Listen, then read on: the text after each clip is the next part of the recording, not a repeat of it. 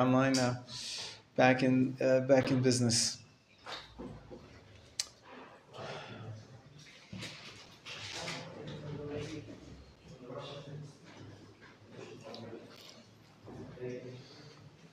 Sorry for reading some. Sorry. Sorry for reading. You kind of skipped our minds with the Rosh Hashanah today. There will be Mosaf and Longer davening. Yeah. started at 7:30 because we're still on. Yeah, I don't know why they started on 7:30. I came and expected them to start at 7. So I went to next door. I davened, in the shul, but they should have started at 7 today. If we're back to learning. Yeah. I don't know. Like very early. Okay. We thought that. Okay. Anyways, welcome, Amikam. Where are you from? Toronto. Me too. Yeah. Where from? Baptist and Steels. Not far, Baptist and Finch. Yeah, I lived They in. still live there too, I still live in Baptist Steels also. Well, near the Beit Avram Yosef, I used to live near the Bait. The shul there, Where beside Baptist and Finch? Yeah, Baptist and Steels. There's a Baptist. There's it's further. No, it's further up. Yeah. I used to go to the Chabad Gate. Yeah, Chabad Gate, sure. Great, amazing. Wow. And how long you been in Israel now? 2 years. Okay, cool. All right, we'll have to meet. Anyways, as I was just starting to say, that if there's a siren, we know where to go. Just go to a safe shelter as much as possible and follow the instructions of the home command, as they say. And our davening and learning should be for the success of the Jewish people and for the soldiers, of course. And of course, our prayers are with the injured and with the families that have a lot of unknown. Bereaved families are the lucky ones who are able to bury their dead. Some, many, hundreds are still unidentified because of the ghastly, horrific mutilating of bodies which the Hamas did. And so it takes a long, long time to identify hundreds of bodies. It's crazy. It's just unthinkable. And the worst of all, of course, are the hostages who we can only pray for now and wish for them as much peace as possible and hopefully a good outcome. Zat Hashem. We're going to fight for them as best as we can and grow from this stronger. B'ezrat Hashem. Okay, so ready to learn some Torah? Okay, great. Follow those introductions as much as possible. We're going to push on ahead. Welcome back. Today is Rosh Chodesh Cheshvan, which means that it is what date of the year, of the calendar year? It's confusing. What's the date? We're in Tafshin Ayin Daled now. Yeah, how about that? Both names are correct. What did you say? It's not Aleph Cheshvan. It's Lamed. Right. It's not. Good. It's not Aleph Cheshvan. So first of all, today's Yom Rishon. That much we have. We know what day of the week it is. I think. It's confusing. You know this lady? No. Who's this? What is she writing? Just delete. It's spam. Okay, so remember we went our Jewish months. Anybody who has one, take it out. If you don't have it, I have an extras. I printed some extras. We're just going to look at the Jewish months just to refresh ourselves. Help me with the song. We have a song once to give it out. Give it out to everybody. Yeah. Pass it down. Yeah, there you go. If you know them off by heart, you'll help me sing it. We start the Jewish months not from the month of Rosh Hashanah, the month that Torah says should be the first of the month because we came out of Egypt. So we have a dual system where we start the year at the beginning of the year. We start the year 6 months later, at the beginning of the Jewish rebirth or birth of the Jewish people in Nisan. So starting from the top, the first column, we have the names of the Babylonian names we brought up with us from the exile, commemorating the second redemption. First redemption was we came out of Egypt, and that's why we number the months starting with 1, 2, 3 from the top of the page.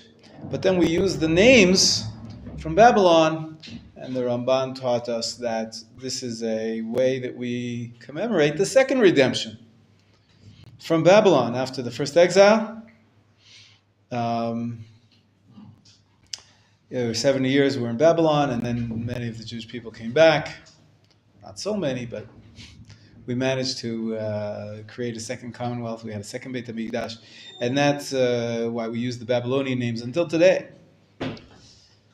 Okay, and how do we commemorate the third redemption in our calendar? It's hard. We celebrate Yom Ha'atzmaut, but it's not necessarily that we say it every day. This is the year 75 of our independence. Some people write it in their wedding invitations. That we're getting married in year 75 of our third independence. But okay, so ready with the song? Yeah. Nisan Iyar Sivan Tammuz Av Elul Tishrei Cheshvan Kislev Tevet Shvat Adar. Who's got it off by heart? Turn your pages over. Let's hear. Nisan Iyar Sivan Tammuz Av Elul Tishrei Cheshvan Kislev Tevet Shvat Adar. Okay, not bad. We're getting it. Okay, so what month are we in now? Tishrei, actually, the month of Tishrei, so it's confusing. Isn't it Rosh Chodesh? Isn't it the beginning of the 8th month? Why do I still say that we're in Tishrei? Well, the Jewish calendar has a lot of quirks to it. I mean, so does the secular calendar, by the way, the Gregorian or whatever we use. There's quirks to it because the year is 365 days, the solar cycle, but doesn't divide equally into 30 or 29.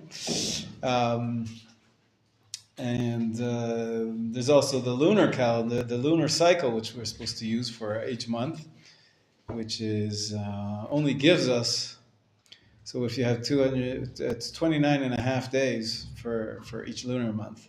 That's why it's confusing. 29 and a half. So if you count 29, you're going to be less. You're not going to have the next month on when the new moon comes, when the new moon appears. And if you count 30 days, so you're going to be overshooting. So that's why we switch it off. Some days, some months are actually 29, and some months are 30. So this, our standard is, we have a calendar that was set which months become 29 days, which ones become 30. And it's more complicated now. We won't get into the whole system right now. But the bottom line is, this Tishrei is a month of 30. So there's 30 days to Tishrei. Now, so today's the 30th day of Tishrei. Now, whenever we have a 30-day month, the rabbis decided to celebrate both the 1st of Cheshvan, tomorrow, as Rosh Chodesh, and also the 30th of Tishrei, also Rosh Chodesh. This goes back to temple times when the system pretty much needed to consider, before the calendar was set, every month pretty much you didn't know whether or not it's going to be 29 or 30 days. And so the standard was we treat the 29th as Rosh Chodesh. Always. Most of the time, or half the time for sure, it's going to be right. Sorry, not 29th, the 30th day. The 30th day is going to be treated as Rosh Chodesh, and about half the time, it's actually going to not be day 30, but it's going to be day 1 of the next month. But half the time, that 30th day remains the 30th day and doesn't become the first of the next month, but we've been treating it as Rosh Chodesh from the beginning because, we have to know what to do. What did we say in this morning? You said there was Musaf in the prayer services. What's based on? What does Musaf mean? The Hosif? Tosefet? To add. So in the Beit HaMikdash, we had to add a sacrifice on Rosh Chodesh. So we brought the sacrifice on the day in the morning of Rosh Chodesh. And then what happens if there were no witnesses that came, told us that the new month didn't actually start? We need to do this month 30 days of Tishrei. But we already treat it as Rosh Chodesh from the beginning of the day anyway. So what can we do? We treat it as Rosh Chodesh, and we can treat the next day as Rosh Chodesh as well, because that's really going to be the first of the next month. So there is this quirk that that whenever the month is a 30-day month, we have 2 days of Rosh Chodesh. And the stars would decide? No, the rabbis, see, in the day, it depended on the actual moon. If the moon was sighted by witnesses, and they made it to Jerusalem and they testified in time, then the Beit Din would say, okay, if the new moon has been sighted, then today is not the 30th day, but today is day 1. But there were other times when the moon was not sighted yet, and so they had 2 days of Rosh Chodesh, basically. But the first day remains, even though it's treated as Rosh Chodesh, it's still the 30th of the previous month. The new month didn't start until the second day. So that's what we have now. It's Lamed Tishrei, the 30th of Tishrei today, but it's also Rosh Chodesh. So there's a tiny crescent moon in the sky at night? Yes, Yeah. yes. Last night, every month when we recite when the new month is going to be, in Shul, the Shabbat before, there's a Rosh Chodesh. Somebody reads from a calendar of sorts, and it says when the first. Now we know it scientifically. You don't have to wait for witnesses. Exactly the precise minute, and even portion of a minute, halakim it's called. We have this even more precise system than minutes. And I think it was last night, the first sighting, last night around 5 p.m. I don't know if anybody saw it. I don't know if it's very tricky business. And then what if there's clouds? But in any case, the fact that the moon was sighted, or the new cycle became apparent, it doesn't mean necessarily that that's the first of the month yet. First of the month, we have to wait until tomorrow for another 24 hours, essentially. So today is Lamed Tishrei, and it's also Rosh Chodesh Cheshvan. Now you see here the name of the month is called Cheshvan. Full name is Mar Cheshvan. What's Mar in Hebrew? Peter. What else is it in modern Hebrew? Mister. Mister. That's it. Mar. Mister. Hey, Mister. Mr. Big. Yeah. So Mr. Cheshvan, Mar Cheshvan, some people say that it actually makes sense that it comes from I can't remember if it's Syriac, one of those ancient language, where actually the original month was March Shvan. Just 2 words, not divided the way we divide it now. It's Mar Cheshvan. So we just shorten that. We say Cheshvan. But Mar Cheshvan is, I think it's something about the 8th month. I think it was called the 8th month. Yeah. But whatever it is, you say another interpretation of the word Mar is bitter. So why would we call a month bitter? No holidays, right? You look on that. Look at number 8 in your chart. It's empty. It's the only month that has nothing going on. I mean, there's plenty going on, but there's no holidays. There's no holidays in Cheshvan. and so it's bitter. It's bitter. It's not as happy. There's another interpretation, though. Maybe this is a lot of Hebrew etymology here. There's another meaning of the word mar, believe it or not, and that is a drop, like a drop of water. And they say this is the month where the rains are supposed to start. In the land of Israel, there's a cycle of rain. It doesn't rain in the summer. It only rains in the wintertime. And the beginning of the winter season is this month. So Mar Cheshvan, maybe it's a drop in the bucket. It's the month of the drops that start to fall from the skies and the rains. Whatever it is, colloquially, most people call it Cheshvan, Mar Cheshvan or Cheshvan is both fine. And that's what we're starting, the month we're starting, although today is still the 30th of Tishrei. Like I said, the way it works with the calendar, we have to do some month 30 days because now, because the actual lunar cycle is 29 and a half. So we can't just leave it at 29, always we'll be behind. Okay, enough said about the calendar. As you can see, Tishrei was a big month. We had 3 festivals.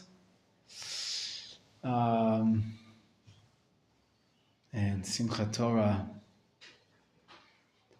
which is on Shmini Atzeret. My mother called me this year because she was all confused. My mother lives here for many years. She's 86 years old. How old are you, Benjamin? 85. 84. You're a youngster. Anyways, my mother was all confused, and she was, because she has a helper who lives with her from the Philippines, and they're trying to figure out, because she gets off on the holidays, or like Rosh Hashanah, so she had 2 days off. And she looked on the calendar she was using for some reason, and said, well, Shmini Atzeret is on Shabbat, and the calendar said that on Sunday was Simchat Torah. That's from the Chutz. Exactly. I had to tell her, you're using a calendar which is designed for outside the land of Israel. Here in Israel, Simchat Torah is on the same Shabbat, the same day as Shmini Atzeret, not on Sunday. She was thinking it's like another 2 days. That's just like Rosh Hashanah was 2 days. So this is, no. In the land of Israel, Simchat Torah is on Shmini Atzeret. It's the same day. Now nobody will forget that day in Israel with a whole different connotation. Puts the Yom Kippur War in perspective even. Right, there's a Yom Kippur War, some people are calling it the Simchat Torah War. It started with a horrible surprise on a holy day. Okay, so far so good. Any have questions about this? About the festivals, about the calendar? Yeah, we're good? Is there a system that says like when is 29, when is 30? Sure, yeah. It could be very complicated, take a long time. Yeah. There are some which are always 29, some which are always 30, and then there's some which are variable. It depends on the year. There's a 19-year cycle. It's a long thing. Yeah, there's a lot more, but we're not going to get into it now. Okay. Questions? Yeah. I have a question because it says that Yom Ha'atzmaut and Yom Yerushalayim are rabbinic holidays, but I thought that the reason some Jews don't celebrate it is because it hasn't been officially ordained as a holiday. Correct. The problem is we don't have the authority to make a binding holiday in all of the Jewish people. We don't have a Sanhedrin. But many great rabbis feel that we must make these holidays. And I follow those rabbis. That's why they're on this chart. And some rabbis disagree. But, that's the system we have now. We don't have a centralized authority for once and for all. We can't, So when we reestablish the Sanhedrin, we'll be able to ordain them officially as holidays? You bet. You bet. The chief rabbinate of Israel said we should make them holidays. But the chief rabbinate, with all due respect, is not the Sanhedrin. It's important part of the government, but it's not necessarily the rabbi of all the Jewish people in the world. There were hopes at one time that it would become that, but that didn't happen. Let's just keep it at that. Any other questions about the chart or about the Right? By the way, there's many empty spaces here for you to fill in. What are the dates for each one of them? See if you remember them. Nissan is the, Pesach is the 15th. Right. Like the 15th to week, so it's... Right, till 21. To 21. 15 to And the 21. Omar is 22nd. Or so it's 21. Omer starts on the 16th and it goes up until all the way to the 5th of Sivan. Right, Shavuot's on the 6th, Omer goes to the 5th. ER, we have Yom Ha'atzmaut on the 5th of ER, Yom Yerushalayim on the 28th of ER, Pesach Sheni is on the 15th, some commemoration, Lag BaOmer is on the 18th. I'm just doing it quickly. If you're quick enough, you can write it in. If you don't know it off by heart. Pesach Sheni is Yud Dalet, right? Yeah. Did I say 15? I'm sorry, the 14th. Yeah, thank you. Who can tell me when the 17th of Tammuz, what date is that on? Fasting. Okay, and the 9th of Av? Okay, gives it away, all right? All right. Tzom Gedalia? Tishrei, Third of Tishrei. Rosh Hashanah is 2 days, 1 and 2. And Yom Kippur? 10. Sukkot? 15 till 21. Shmini Atzeres on 22, as is Simchas Torah on the same day. Right. Good. Cheshvan, no holidays. Kislev, the next holiday is going to be 25th until, well, it's 8 days. So it takes us into, I think, the 3rd of Tevet. The 2nd of Tevet is when it finishes. 10th fast day of the 10th of Tevet is on 10th of Tevet. Tu B'Shvat is when? 15. 2. 2 stands for, Tetvav stands for 15. Right? 9 and 6 is 15. And finally, Fast of Esther is when? 13. The 13th, good. And Purim is on? 14th, and in Jerusalem? 15. On the 15th. All right, Yosef, you drilled it in. Very good. Very good. Okay, so we know what day we're at. Now, what's this week's Parsha? No. Good. What was last week's Parsha? How do you guys remember that? It's very good. Do you know all the Parshas off by heart? Well, you will after today. Do you have this chart that I gave you once? Now it's Noach. Right, correct. Here, pass these around. Where's Stephen today? I said he will take good care of his children because... Sure, no school. Yeah. No school. No, this. You want to give him this one. You gave him a calendar. Anyways, you have here the 54 parshot of the Torah. 54 parshot. The way we count it now, of course, this is divided into 54 parshot the way it was done in Babylon, believe it or not. This is a Babylonian custom. Way back 2,000 years ago, there was another competing system. Anybody know what the competing system was? They tried to bring it back in the Reform movement about 100 years ago. Some communities still do that. 3 years. A 3-year cycle, not a 1-year cycle, but a 3-year cycle. So each parsha gets divided up into 3. It's very interesting, but it never caught on. This system is amazing. That's how we get to have a Simchas Torah celebration every year, because we finish the entire Torah in 1 year by reading one parsha each week. Of course, there's 52 weeks in the year, so we have 54 parshiyot. So we have to double some of them up. Also, some of the Shabbatot, some of the holidays come out on the Shabbat, and then we don't read the regular cycle, we read the special reading for the holiday, and so we double up more than twice. We double up quite a few times. You'll see here there's some brackets of where the standard doubling up. This year is very special, the year of 5784. I'm performing a wedding on Wednesday. It's going to be the first time that I'm going to be writing out in the Ketubah. The year is 5784. Um, this year is special because it's also a leap year. A leap year in the Jewish years works a little differently than what you're used to in the secular calendar. It's not whether February has 28 days or what is it? 29, sometimes 28, sometimes 29. No. In Judaism, the Jewish calendar works by, we have a leap month. This year coming up is not 12 months. It's 13 months. We add an entire month. That's what a leap year means. And what that means is that we're starting now the semester, the primary semester of the year. It's called Choref Zman, the winter Zman. The winter, in the yeshiva schedule, we go from Sukkot to Pesach. But Pesach this year is going to be a month later. An extra month to learn. Instead of having a 5-month semester, we have a 6-month semester. And if this war goes on, we're going to have a 7-month semester and an 8-month semester. Who knows what's going to happen? Jake's not even going to start university. Yeah, he's going to stay here and learn Torah. That's it. Okay, but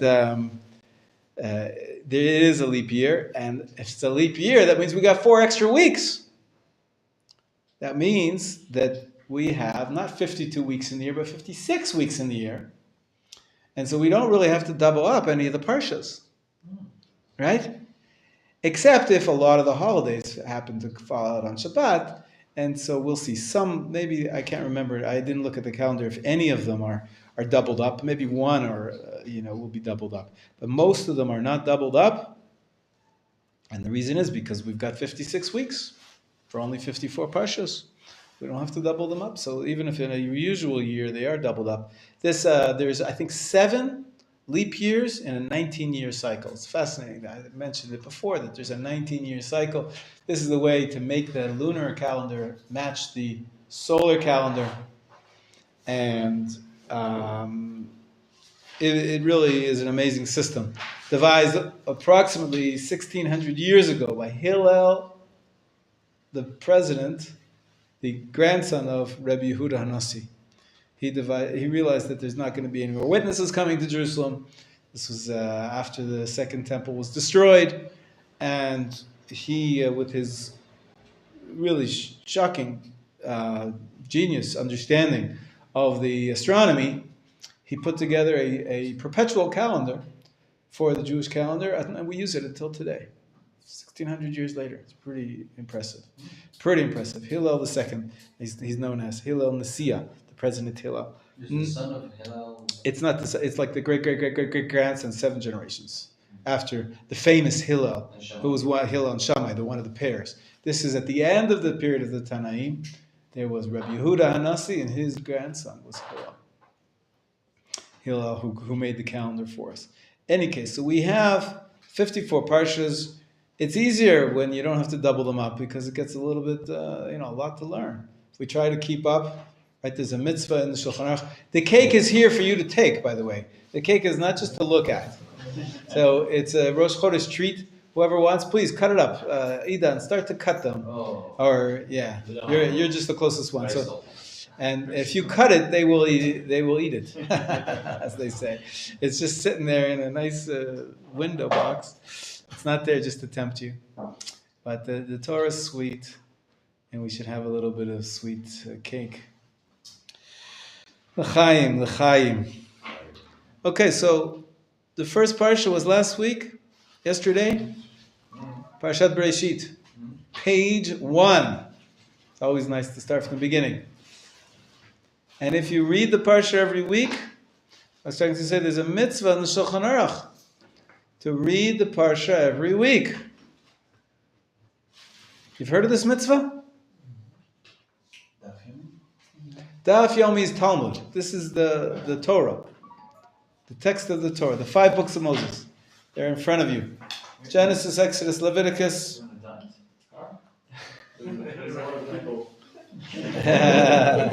Good. Numbers and Deuteronomy. Okay? Don't overdo it.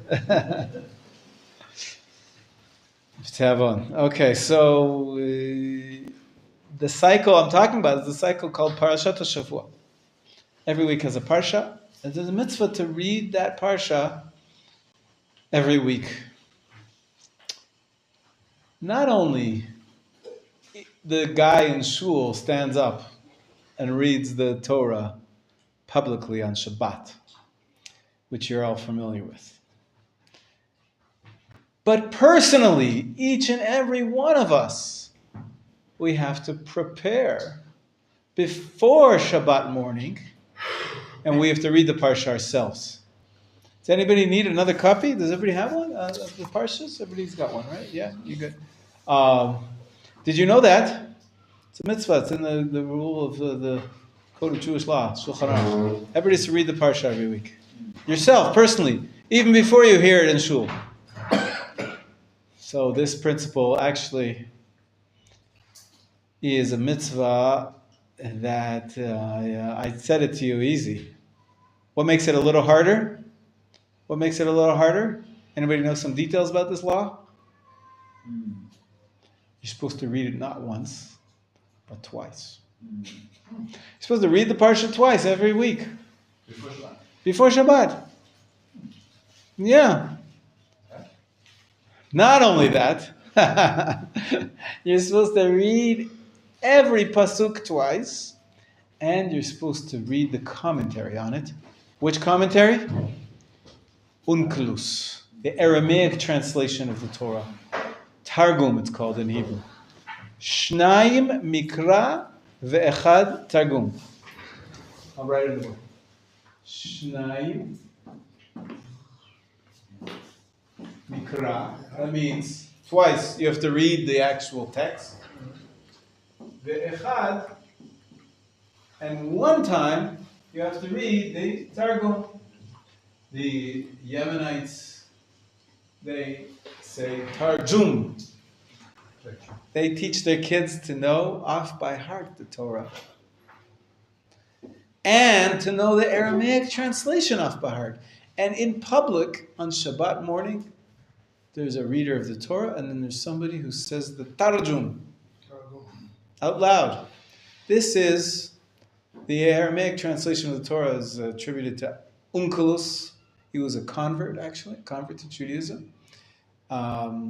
Became a great, great scholar. And he, in many ways, the prominence of this translation is because it's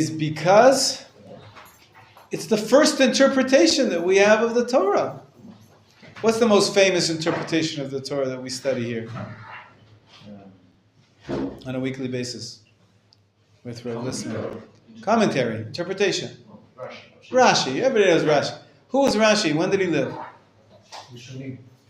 Good, Rishonim. Who was he? No, Rishonim. Rashi, Rabbi Shlomo Yitzchaki. It's a Rashi Tevot. It's an acronym. Reish, Shin Yud. Rabbi Shlomo Yitzchaki. And he lived in France in the 1st century. The Targum comes from 3rd, 4th century? It could be even from the 2nd century before the Common Era. 1,000 years before Rashi. 1,000 years early. So it's perhaps the earliest commentary, because every translation is also a commentary. This is a commentary on the Torah. Yeah, Onkelos lived. There's a Roman time, right? It's actually, so then maybe I'm putting it a little bit too early. It's Second Temple times, either early Second Temple times.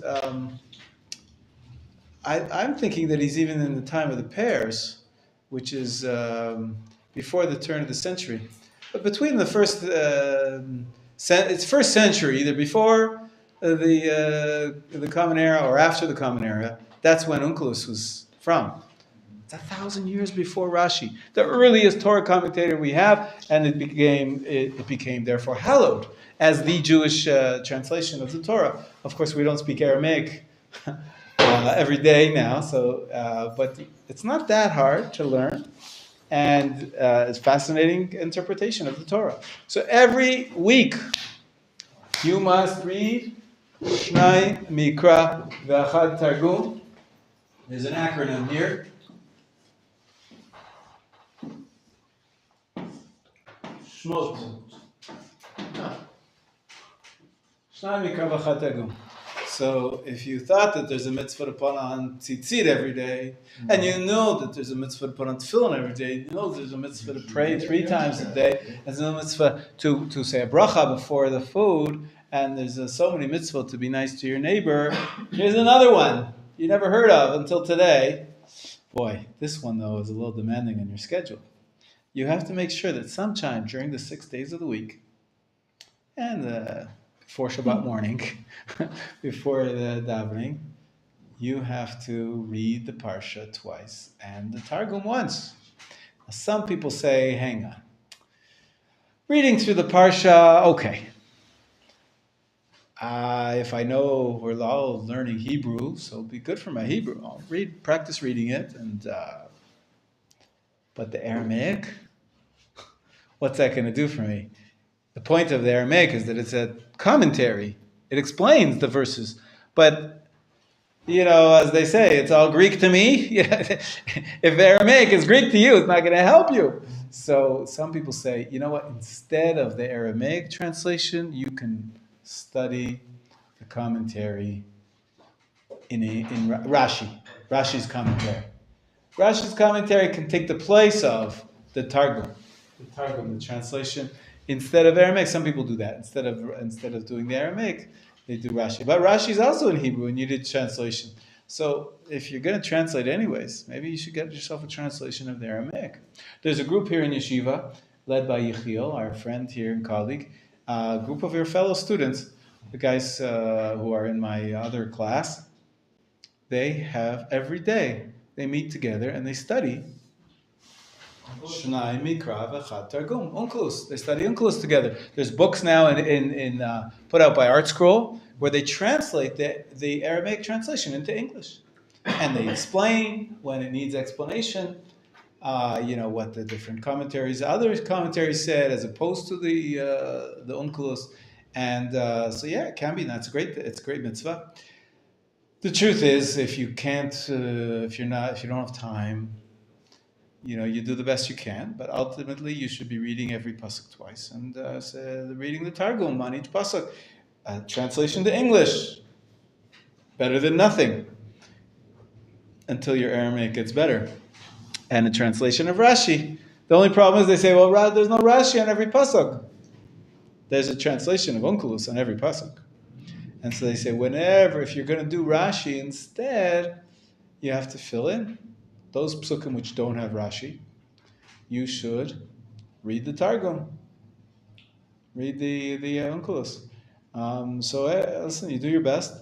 And the mitzvah is as follows. It's a mitzvah for every person. Lehashlim parshiotav im hatzibur. You have to complete your parshas with the community. That means that by Simchas Torah, you have to be completing the Torah personally as well.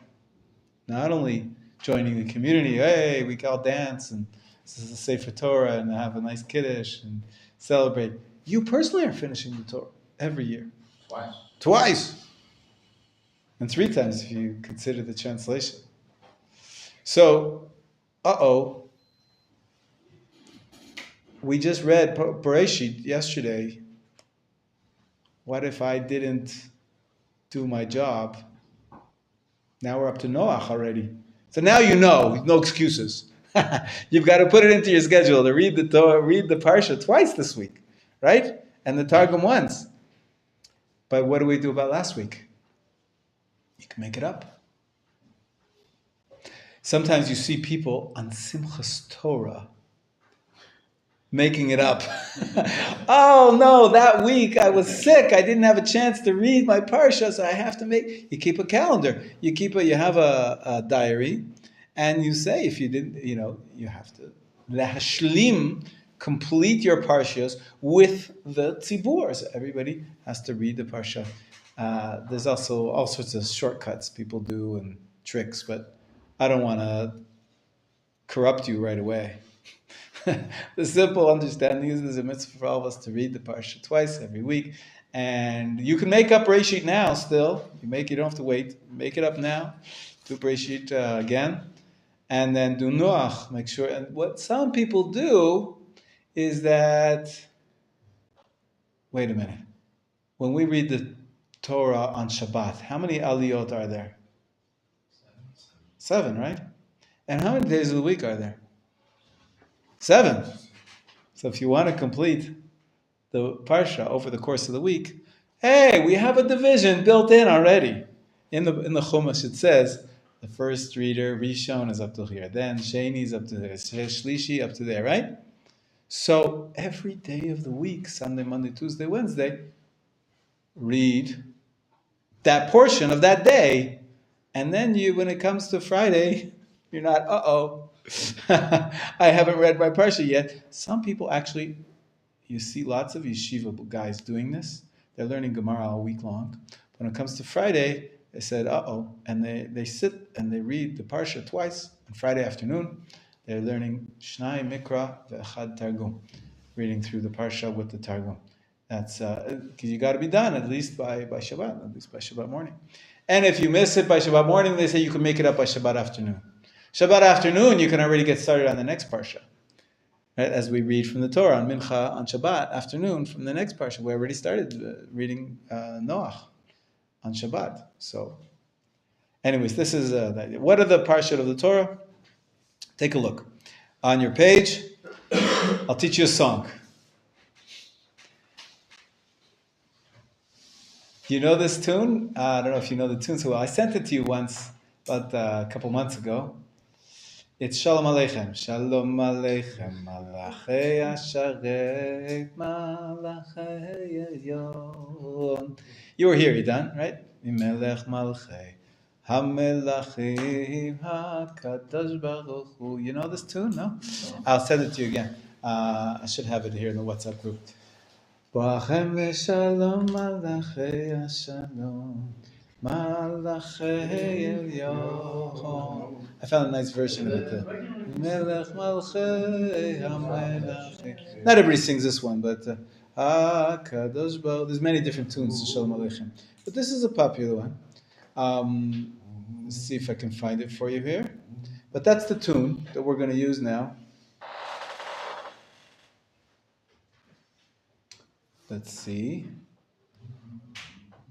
Here it is. I'll connect. Shmuel, behind you, there's a little speaker. If you could just turn it on, and then I'll connect to it. And I'll play this for us. Perfect. That's exactly right. Let's see if we connect automatically. There we go. I think that was it. No. Is that connected?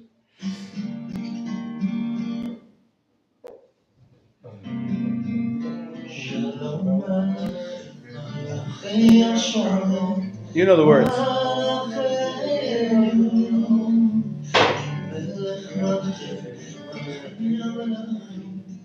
HaKadosh Baruch Hu. Shalom Aleichem, Malachei Hashem, Malachei Elyon, Melech Malchei, HaMelachim, HaKadosh Baruch Hu. Shalom Aleichem, Malachei Hashem, Malachei Elyon, Melech Malchei.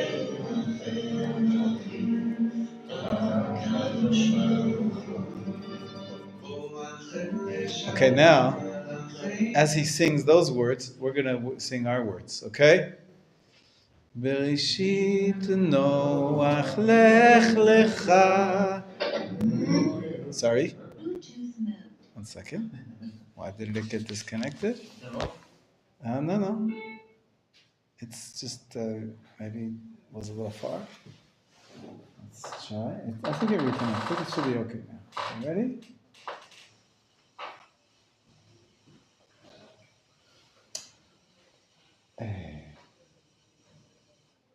Try to turn it on and off, right?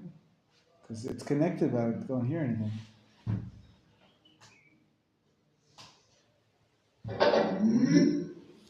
Bluetooth mode. Why? Here we go. Okay, so we'll start from the beginning. Okay.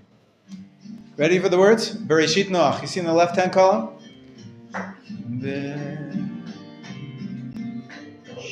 Bereshit Noach Chayei Sarah Toldot Vayetze Vayishlach Vayeshev Miketz Vayigash Vayechi. Again from the top. Bereshit Noach lech lecha vayera chayei Sarah.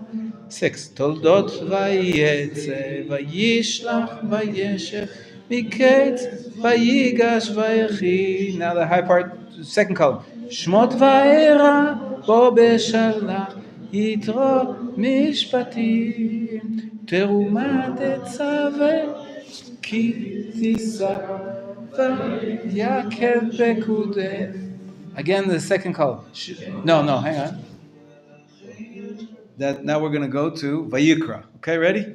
Vayikra Tzav Shmini Tazriya. It keeps disconnecting. I don't know why. Bring it closer to me, maybe. I don't know. It's annoying. Let's just try it by ourselves. Yeah, let's just try it by ourselves. Okay, so we'll do the third column now. Vayikra. Vayikra Tzav Shmini Tazriya Metzora Acharei Mot Kedoshim Emor Behar Bechukotai. Next. Bamidbar Naso Behalotcha Shelach Lecha Korach Ukat Balak Pinchas Matot Maseh Devarim Vaet Chanan Ekev Re'eh Shofetim Ki Tetzeh Ki Tavo. Now the hard part. ניצבים וילך הזינו וזאת הברכה סך הכל 54 פרשות בתורה. The last line is what I added in to make it fit to the tune. It's סך הכל means altogether 54, 54 parashot batorah, the portions in the Torah. Okay, so now if you sing this over and over again, then you'll know all the parshot.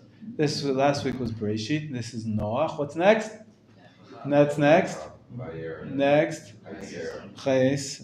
Bereshit Noach lech lecha vayera chayei Sarah Toldot vayetze vayishlach vayeshev miketz vayigash vayechi Shmot va'era bo beshalach yitro mishpatim terumat etzaveh ki tisa vayakel bekudei oy vayikra tzav shmini tazriya metzora אחרי מות קדושים אמור בהר בחוקותיי במדבר נסו בהעלותך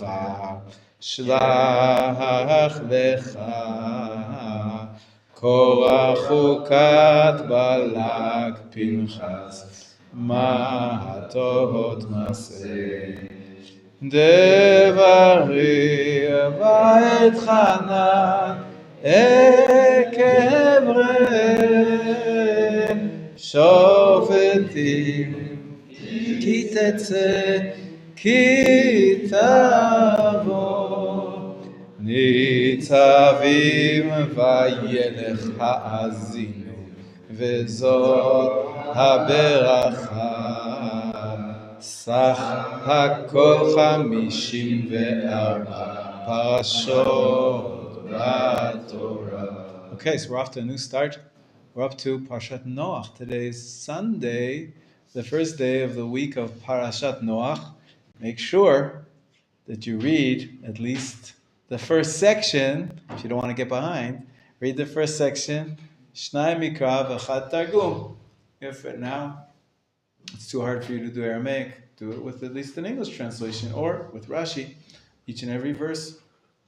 There's different. Some people like to do it all at once. Some people like to do verse by verse. They do Bereshit bara Elokim et hashamayim v'haaretz. Bereshit bara Elokim et hashamayim v'haaretz. Bereshit bara Alma. Yat Shemaya ve'at Ara. That's the Aramaic translation. And then the next pasuk, and so on and so forth. You obviously see it in the books. You have the translation to Aramaic. You could buy one with the translation. Okay, so we know what date it is today. We know it's Rosh Chodesh Cheshvan, but it's Lamed Tishrei. And we know that it's the beginning of Parshat Noach. Very good. So let's put this aside. And I have another chart to send you. Lots of people like charts, right? You guys like charts? You like charts. Some people don't like charts. Some people like charts. But this was from last week's Parsha. Yesterday we read this. This is genealogical chart number 1. This is all taken from last week's Parsha and this week's Parsha. The beginning, of course, is fascinating. It starts with Adam and Eve, and they had 2 sons, Cain and Hevel. Hevel is usually translated as Abel, right? Cain and Abel. Hevel. Hevel had a very short line. You see that in the top right-hand corner? Very short line. Why? Skill. His brother killed him. Wow. There's a warning from the Torah. You want to create civilization, you shouldn't be killing each other. So, but Cain, the murderer, he lives on. He has a mark of Cain given to him. But the Torah goes through his genealogy. Cain's son was named Enosh, and he had a son named Irad. You see in the right-hand column? Mechuyael it was his son. Metushael was his son. And finally, the last one mentioned is a guy called Lemech with 2 wives, Ada and Zila. And they had 3 very famous children, Yaval, Yuval, and Tuval Cain, and a sister called Naamah. And Yaval, they each had, they were the first of the musicians. The other ones are the first of he made the implements of war. Did you read the Parsha yesterday? Did you read it last week twice, personally?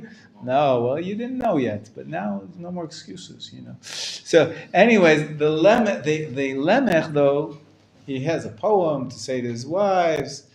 It's not clear what happened afterwards to him, and it doesn't say anything about his descendants. He says something about killing somebody. It's a very strange, little enigmatic section. But the bottom line is, we hear no more about the line of Cain. Cain doesn't continue as far as the Torah is concerned. The Torah says Adam and Eve had a 3rd son, whose name was? Seth. I have a friend whose name is Seth. It's a popular name till today. In Hebrew, Shet. And pretty much the rest of the Torah continues and describes what happens to the civilization born from Seth. Shet. Adam. Shet. Enosh. It's the beginning of Divrei Hayamim as well, the book of the Chronicles. It doesn't make much of the line of Cain. The line of Cain has some names which reappear in the line of Shet. For example, who's the grandson of Shet? The great-grandson of Adam? Canaan. Do you see the word Cain in there? Well, I see there's some. Also, who is number 9 on the list? Number 9. That's 8. Lemech. Hey, Lemech, I know that name. Do you know that name too? Yeah, From Cain's line. There's two Lamechs. And Cain, Canaan. So there is some, and Tuval Cain, Lamech's son. That's the name Cain once again. So there is some, and you know what Rashi says on the Parsha about Noach? What was his wife's name? Doesn't say it in the Torah, but Rashi brings it from the Midrash. The Midrash is looking at this chart in their minds. I don't know if they wrote it out graphically. But the idea is, what happened to all of Cain's descendants? That chain just gets destroyed. Well, what I'm showing you is that perhaps even that first musician and the first weapons maker and the first metal worker, Tuval Cain, maybe they obviously the industry was taken up by the line of Shet. Rashi says, Na'ama. You see Naama? She's the sister of Yaval, Yuval, and Tuval Cain, the children of Lamech, the first Lamech. Naama, you see Naama? She was the wife of Noah. So she maybe survived. So there maybe is some survival of the chain of Cain after all, through. But pretty much up until Noah, I like to call it prehistory, because we all know that what happened at the time of Noah. There was too much Hamas in the land. That's the word the Torah uses. I kid you not. And what does God do to destroy the land? Was filled with Hamas. Floods it. He floods it. Taking some notes here. This is a war of biblical proportions. I kid you not. In any case, that entire civilization gets destroyed. The only surviving members are Noach and his family, Noach and his wife and his 3 children and their 3 wives. I wonder who their wives were. I don't know that there's a midrash of the names of the 3 children. Yefet, Ham, Shem, and Yefet, right? You see those children of Noach? Maybe their wives were also from the Cain genealogy. And therefore, but whatever it is, the remnants gets of the flood were Noach and his family, and they restart. It's like version 2. You have iPhone number 1, version, what are we up to? Version 11, 12, 13? iPhone 15. Oh, I'm out of date. So hopefully anyways, this seems to be like God was saying, restart. The flood destroyed all of civilization. Only Noach and his family survive. And then those 3 children come out of the ark and start propagating again. The Torah focuses mostly, in this week's Parsha, the Torah says a lot of the names of the children of Yefet. Take a look, the children of Yefet on the right-hand side of your page. How many children did he have? 14. Yeah, 14? Is that how many you count? Yeah? 14. Okay, good. And Shem and his son Ever, or his great-grandson. Ever, great-great-grandson, right? Shem, Arpachshad, Shelach, and then Ever. They're in black. I guess they're famous why they're in black. I don't know why they're in black. But Shem had Arpachshad and 4 other sons.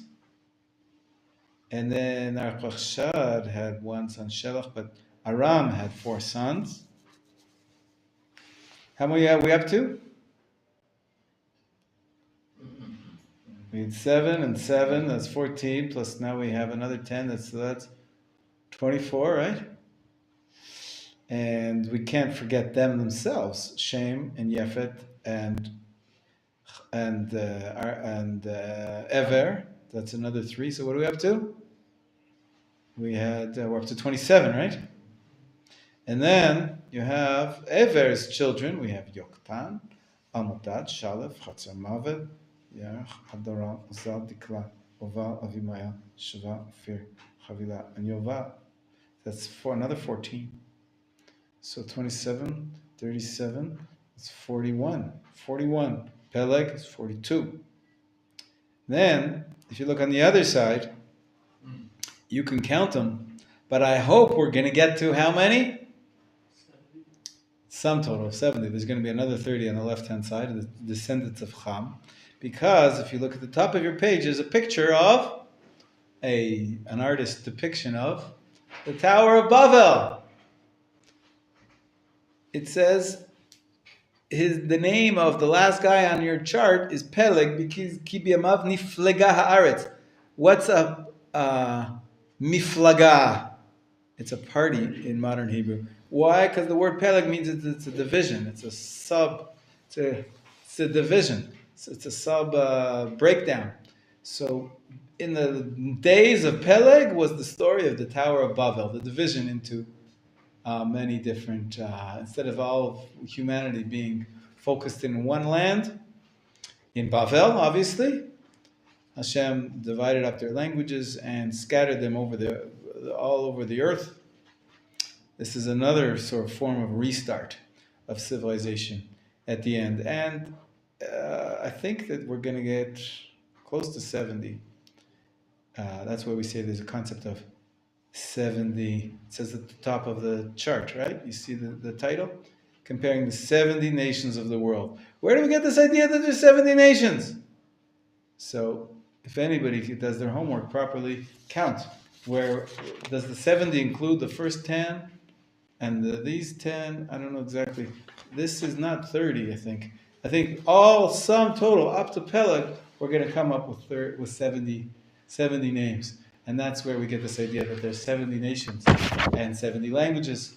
And later on, we'll see what happens in chart number 2. Are you ready for chart number 2? It's also this week's Parsha. The beginning is this week's Parsha because, Peleg is only the 4th descendant of Noach, right? Shemach, Machshad, Shelach, Ever, and Peleg is the 5th. How many generations were there between Adam and Noach? 10. And what will Chazal teach us? Pirkei Avot. There were 10 generations between Adam and Noach, and 10 generations between Noach and Avraham. So that's chart number 2. Are you ready for chart number 2? In the meantime, I'll play this music for us. Try to turn this on, see if it works.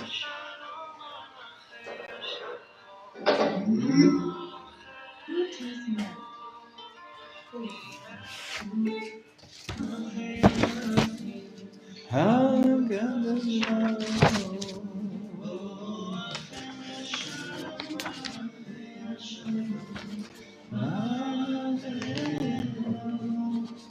Here's chart number 2. Oh, we don't have enough for everybody though. In chart number 2, I think we're gonna have to share. I'll get you more later, but let's see how many I have. I have another one. There's one more here. Did anybody count chart number 1? Did you count to 70 yet? We got up to 40 on the right-hand side.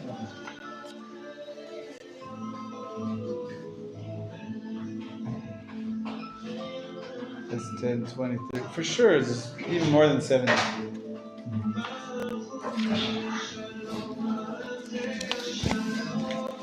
Where is it the first mention of the 70 coming from? Explicitly, the number 70, as far as I understand, the first time is when the Jews go down to Egypt. It says that there were 70 children of descendants of Yaakov who went down to Egypt. But it becomes a concept in rabbinic writings that there were 70 nations. Who remembers what reference there was to the 70 nations on a recent holiday? Excellent. There were 70. Which korbanot of Sukkot? The oxen. the 70 cows, which were 70 bulls, which were sacrificed. 13, and then 12, and then 11, and then 10, and then 9, and then 8, and then 7, last day. Seventh day, there were 7 bulls, sum total 70. And they say, it's because we're praying for the 70 nations of the world. You have it here on your chart. I think it's from Noach down. There should be 70 here. Should we take a minute and count and see? You can take a pen if you want. Check it out. I don't think they work in it. Huh? But I mean, test about it. I don't think Okay. This one works. There's a cap. A lot of people didn't realize that there's a cap on these. So I'll go here. 1, 2, 3, 4, 5, 6, 7, 8, 9, 10, 11, 12, 13, 14, 15, 16, 17, 18, 19, 20, 21, 22, 23, 24, 25, 26, 27, 28, 29, 30. We're going to get over 70, actually. Yeah. So I don't know exactly why they get the number 70. But do it as homework. Try to figure out what's the most logical way of where they get the number 70 from. But it's from the children of Noach here. Okay. It's an interesting song.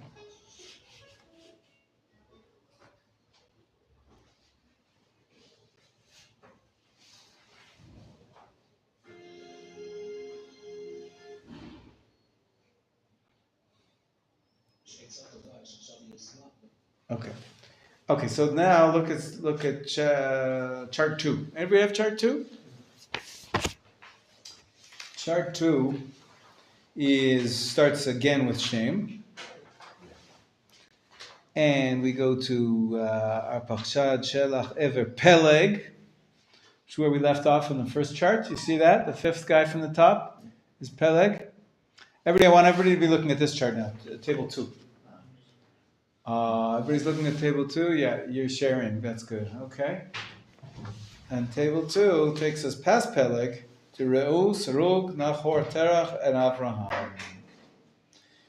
And that's at the end of this week's Parsha. We have already Avraham and his family. And we'll talk more about that family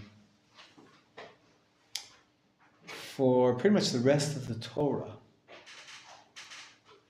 So if I go back and sort of put it in context, we started off on the first chart with the chain of Cain, which sort of stops. And then the chain of Shet continues to Shem and Ever, by the way. The greatest, worst concentration of Semitic people is who we're fighting right now in the south, right? I was thinking of Hamas. In modern times, right, we use the word nowadays, anti-Semites. Why? It's really hatred of the Jews. It's for some reason. Why do they choose it? Because the Jews are the descendants of Shem. Shem is the descendant of Noach, one of the 3 children of Noach. The rest of the Torah tells the story of Avraham, the descendant of Shem, who's the descendant from the line of Shet. So the other lines get sort of shunted aside. Our Torah is the Jewish Torah. It focuses on the children of Avraham, who was a great-great-great-grandson, 10 generations after Shem. There's a tradition that Shem and Ever were they passed on some traditions to Avraham. So Avraham was a prophet. God speaks to him, right? Maybe Shem and Ever, his great-grandparents, also were spiritual individuals. There's a tradition that they had a Beit Midrash. You've heard of Machon Meir? Maybe you've heard of the Beit Midrash of Shem and Ever. Shem and Ever. Have you heard of that Beit Midrash? Yeah. It's amazing. People from all over the world came to study spirituality, to study about God, to think about God, to talk about God, even before Avraham. And you know who their primary student was? Their best student? Avraham. It's amazing in the it's a big question how to understand the ages in the Torah. The Torah talks about how long each one of these individuals listed lived. Hundreds and hundreds of years. If you work out the overlapping, because of these hundreds of years, Avraham lived in the time of Shem and Ever. Shem and Ever lived so long, it could be that the traditions he received were, directly from the, where do we know about this flood from? Well, it was passed down from an eyewitness. Shem lived through the flood, through to Ever and Ever to Avraham and Avraham and on and so on and so forth. Okay, so we're going to focus more on Avraham and his children later. Let's take a look on the left-hand side. We know that Avraham had a first child, Yishmael. Yishmael was born to Avraham through Hagar, his maidservant, who was from Egypt. Says she was an Egyptian maidservant. From Ham. Right, Egypt, right. Ham was from Mitzrayim, was one of the descendants of Ham. On the first chart we have here, out of the sons of Ham was Mitzrayim. Where is it? The first one. First one, right after Ham. Ham's children, one of the names of his children was Mitzrayim. So we have here that connection. And then Yishmael has how many children? If we don't count the last one, because that's a woman, Basimat or Machalat, we account Nevayot Kedaret Be'el Mivsam Nishma Duma Masa Hadad Teima Yitur Nafishin Kedem. They were 12. 12. We're going to see that number repeating in the coming Parshot. Who else had 12 children? Right, that's the one that's not on your chart. Right, you see that? The rest of the Torah discussed, the rest of the book of Bereshit talks about the 12 children of Yaakov. Avraham doesn't have 12 children from Yitzchak right away. He only has one child. Ishmael has the 12 grandchildren pretty much right away. He has to wait another generation until Yaakov has 12 children. But if you look on below that, Esav's children. Esav, who was the son of Rivka and Yitzchak, he also has 12 children. Bottom left hand, you can count them. Ruel, Timna, Elifaz, Yeush, Ya'alam, Korach. Amalek, who mentioned Amalek here? You see in the bottom? Yeah? He's one of the 12 children of Esav. Esav has 12 children. Yishmael's 12 children. Actually, if you look... Amalek is actually a... illegitimate child. No, Esav actually marries one of the daughters of Ishmael. Right, Basamat and Machalat. Exactly. That's right. Good. So there's connections between those lines. In any case, also on the right-hand side of your page, in the children of Haran, we find, take a look at Nahor. Nahor was Abraham's brother. And the lines here are a little confusing here, but Terach had 3 sons, right? He had Abraham, Nahor, and Haran. On the far right-hand side, we have Haran, Avram's brother Haran, on the far right-hand side. And then we have next to him, Nahor and his 2 wives, Nahor and Reuma, and Nahor had Milcah. Okay? So Nahor and Reuma and Nahor and Milcah. You see those 2 wives that Nahor had on the right-hand side of the chart? If you count those children of Nahor, Uz, Buz, Kemuel, Chesed, Chazo, Betuel, Pildash, Yidlaf, Tevach, Gaham, Tachash, and Ma'acha, sum total is 12. 12. Everybody's having 12 children. You think it's a mistake? It's an amazing feature of when we read all these genealogical charts in the Parsha. It's not by accident. There's a comparison between the 12 tribes of Israel and the 12 of all the other nations that were being formed in this prehistory. Now we're starting to get to history, I guess, with the stories about Avraham, Yitzchak, and Yaakov and his children. We assume that they were real people. And but the concept that there's 12, 12, 12 in every new family, this is a fascinating feature. I think 12 is a number that represents completion. What did we start off talking about this class?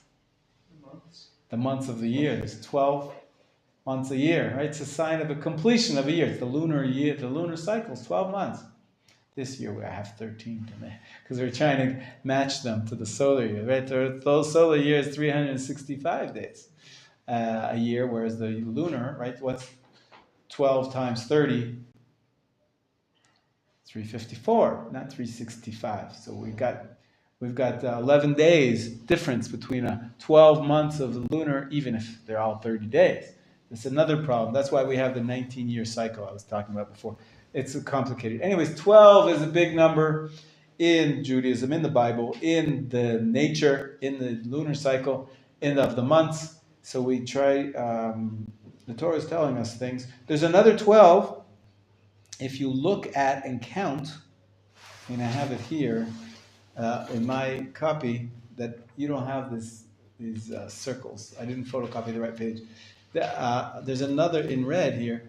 There's another group of 12, the children of Keturah. Avraham marries Keturah afterwards, after he is Avram, after he is Ishmael, and after he is Yitzchak. The Torah says that Avram married Keturah, and he had with her 12 children. Zimran, Yakshan, Medan, Midian, Yishbak, Shuach, and Sheva and Dedan were the children of Yokshan.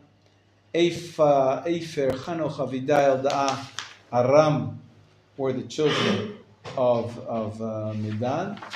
Who were they the children of? Midian. Of Midian, right? And Ashurim, Letushim, Elumi were the children of Dedan. Sum total 12. So we have 4 sets of 12. 1, 2, 3, 4. If you want, you can look at my page afterwards and draw them on your page. 4 sets of 12, and then we're going to have to wait. We have to wait till Yaakov to get the 12 tribes of Yaakov in the coming parshot.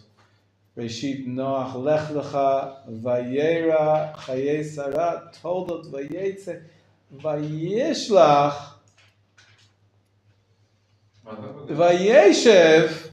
Only in Parshat Toldot is when we get all the descendants of Yaakov. A few parshat down the line in Book of Bereshit. Yeah. Yes.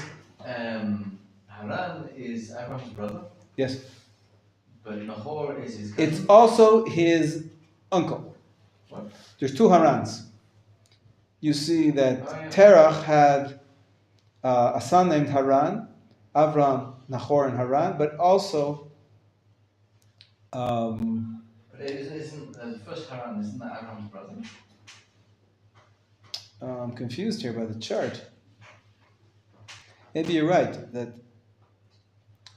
So pay attention to the parsha. You read the parsha. But it's above. It's the same. Why is it above? It's the same line as So Terah. why is it above? The same line as Terach. So maybe So Nahor was Avram's nephew then. No, Terach had. We'll have to look in the parsha and we'll see. We'll look in the parsha. We're going to give you a break. You'll look inside. It's this week's parsha. You tell me what the chart is doing here. Why they have Haran twice. And I think Nahor and Haran is Terach. they're all Terach's children. So why do they have Haran there on top? Haran was the father of the women. That's why. Because Haran is the father of Yiscah and Milcah, I believe. So it's confusing because that Haran that's set above the rest of them, that's for the women. Like Nahor and Milcah and Reuben. I mean, They were the wives of Nahor, yeah. Milcah and Reumah were the wives of Nahor. That's why there's a dotted line between them. But Reumah is his sister. I don't think so. They both come from Haran. No, so it's not true. So that's what's confusing about this chart.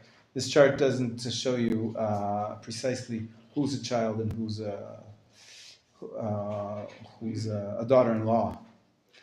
We'll read the parsha carefully and we'll fix the chart. Okay? The Seder. The Seder is a good start. We're back. This was just introduction, and B'ezrat Hashem, we will.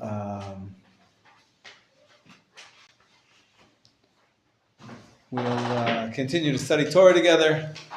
Now that we know what day we're on, what parsha we're reading, you have your marching orders every week now. Shnai Mikra V'Echad Targum. How do the people know the Chumash so well? It's because not just because we read it every year in public. It's because personally you read it every week, over year after year after year. And the best way, the way I learned the Torah, is when I read the Torah with the cancellation notes, sometimes even publicly, to be the Torah reader. That really helps you memorize the words and know the words. If you do it year after year, you pick it up. I don't know the whole Torah off by heart, but I'm pretty familiar with a lot of the parshiot because I was it's called laning in Yiddish. It means I was the reader of the Torah. I had to memorize the tune based on the cantillation marks.